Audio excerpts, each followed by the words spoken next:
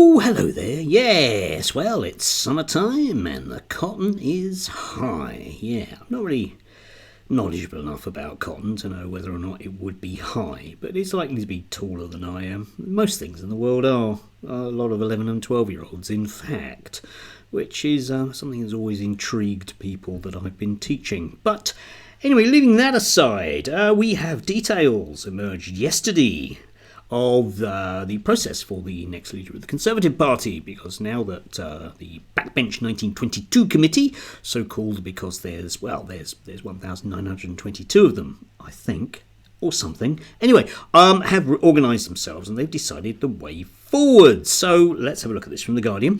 Prospective candidates will need a proposer, a seconder and 8 nominations. That's 10, for those of you that can count, to proceed to the ballot by MPs. Nominations open on the 24th of July, today, and close on the 29th of July. The weekend, yeah.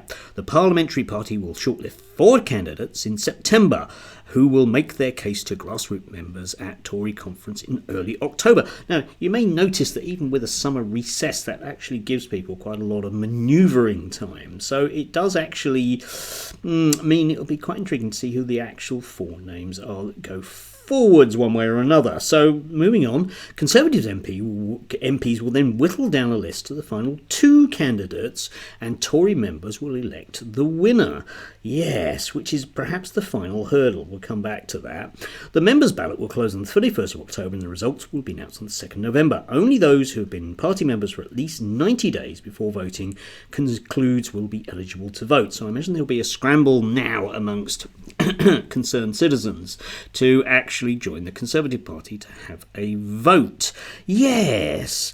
Now, the final 2, as whittled down by Conservative MPs, will be intriguing because, of course, these people won't want the same basic, what's the word I'm after, cock-up that there was in and around Liz Truss. Now, they have agreed in some way to have a nod towards democracy about what the people want. But I've said it many times before, the people, in terms of the Conservative Party members who vote, are basically people in their mid to late 70s at best, who live on the southeast coast of, well, the home counties one way or another. Yeah, I'm not joking about that. The average age of Conservative Party members is in their 70s. There's a hell of a lot of them that basically are in bath chairs or indeed coffins on a regular basis. But leaving that aside, so we will have quite a lot of shenanigans, I do believe, one way or another, to reach those final 2. Who's it going to be?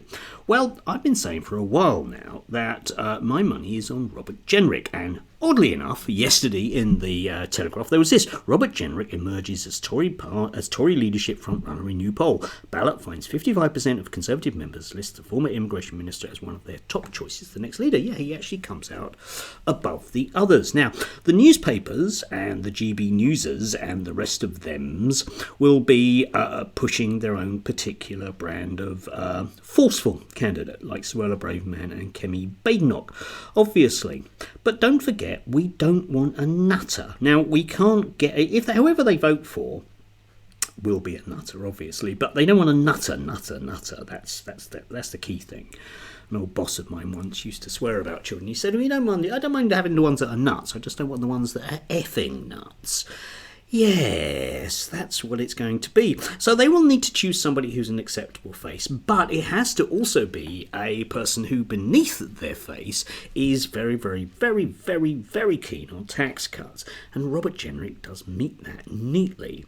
Obviously, the whole thing about Trump's nomination in America suddenly being up in the air does cast a new light on this, because this will be around about the same time as the Americans are going to the vote.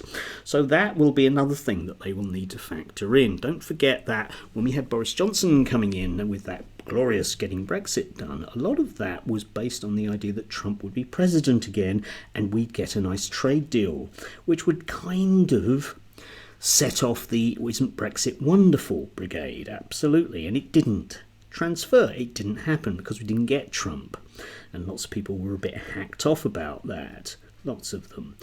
Anyway, moving on from that, of course, though, yes, unfortunately the Conservative Party will have to have some form of ballot of their members, which is where the interesting thing will happen, if you like.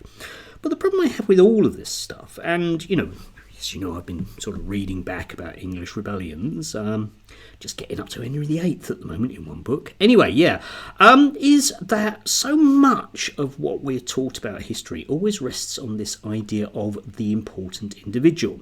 And because we have this big narrative about how vitally important it is about how old Joe Biden is, or how Irish he is, or how he has a strange way of smelling women, or how he something about something is all vitally important. We also tend to push people into these types of things. If we lived in a sensible society, we wouldn't allow so much power to be invested in a single person. And you can see how deadly this stuff does become, because we end up with individuals and all of their flaws directly affecting us. Think Elon Musk, who has decided to basically bankroll the Republican nominee for president. Okay, great. But there's a very flawed individual. I mean, you can think that Elon Musk is a great person if you're one of those free speech advocates, by all means.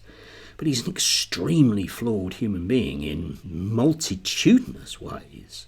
Yeah, not the free speech advocate that he sometimes pretends to be. All of that power is invested in his hands. Think about all of those individuals who are still on the US Supreme Court. If one of them dies, as happened, like with Ruth Bader Ginsburg, if just one of them dies, then the whole dynamic of American politics suddenly shifts a gear just because of one person. It's a fundamentally bad system when we invest so much power in one flawed individual. That's why I'm a radical Democrat. No, not one of those British Democrats or anything like that. I mean an actual radical Democrat, because democracy, as an awful lot of left-wingers like me believe, is the most radical position you can have. Now, I won't have any problems with Robert Jenrick becoming leader of the Conservative Party, but I'd like some checks and balances very firmly in place in the British Constitution, so he can't go ahead with his so should we say evangelical-inspired libertarian agenda? Because then that does very directly affect mine and other lives.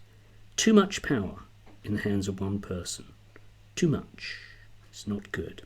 As Mae West said, though, too much of a good thing is wonderful. Yes, but only if you're Mae West. Anyway, do have a lovely... Where are we now? Wednesday. Good grief. Yes, the week is disappearing. Enjoy.